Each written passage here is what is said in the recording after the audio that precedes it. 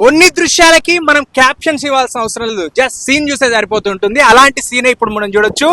Gayatri pump house నుంచి neat flow చూస్తుంటే what a scene అనిపించక మనదు. So ఈ సీన్ గురించి, గాయత్రి పంప్ హౌస్ లో వస్తున్న నీళ్ళ గురించి మనం ఒక చిన్న డిస్కషన్ చేద్దాం. సో నాతో పాటు రన్నన్న అలాగే ఆర్కే అన్న ఇద్దరు సీనియర్ జర్నలిస్టులు, వాళ్ళతో ఒకసారి మాట్లాడదాం. రన్నన్న, ఈ నీళ్ళు ఎక్కడి నుంచి వస్తున్నాయి, అసలు ఏంటి దృశ్యం, ఉంది, సూపర్ ఉంది కదా? 100%. ఎందుకంటే దృశ్యాలు మాట్లాడతాయి, మనం అనవసరమైన విషయాలు మాట్లాడాల్సిన అవసరం లేదు. ఎందుకంటే మనం కవులం కాదు, వర్ణించేది. కానీ దీనికి సంబంధించిన కొన్ని టెక్నికల్ డీటెయిల్స్ మనం మాట్లాడుకోవాలి.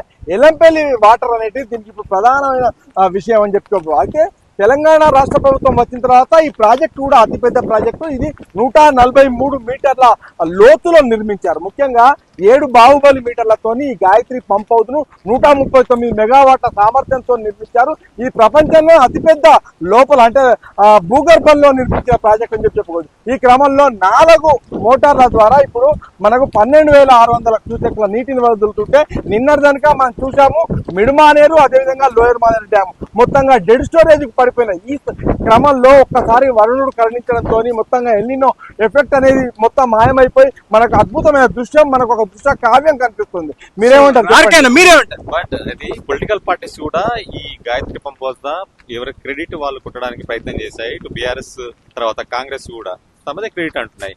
రమణన్న, మీరేమంటారు దీనిపైన? 100%. అయితే ఇందులో ఇద్దరిది కూడా క్రెడిట్ ఉంది. ఎందుకంటే ఎల్లంపల్లి ప్రాజెక్ట్ అనేది వైఎస్ రాజశేఖర రెడ్డి టర్మ్ లో నిర్మించారు. దాని వల్ల ఇవాళ మనము ఈ దృశ్యాన్ని చూస్తున్నాం. అయితే తెలంగాణ రాష్ట్ర ప్రభుత్వం వచ్చిన తర్వాత ఆ నీటిని ఎత్తిపోసేందుకు ఏదైతే ప్రాజెక్ట్ ను చేపట్టిందో అదే ప్రాజెక్ట్ లో వరద కాలువ అనేది రివర్స్ పంపింగ్ లో తీసుకెళ్లి మొత్తంగా మిడుమానేరులో నీటిని నింపడం అనేది ఒక పెద్ద విషయం అని చెప్పుకోవచ్చు, ఒక పెద్ద విశేషం అని కూడా చెప్పుకోవచ్చు. So done. ఇది మొత్తంగా పొలిటికల్ సినారియో ఎలా ఉన్నప్పటికీ మనకు కనిపిస్తున్న దృశ్యం మాత్రం నిజంగా చాలా అద్భుతంగా ఉంది.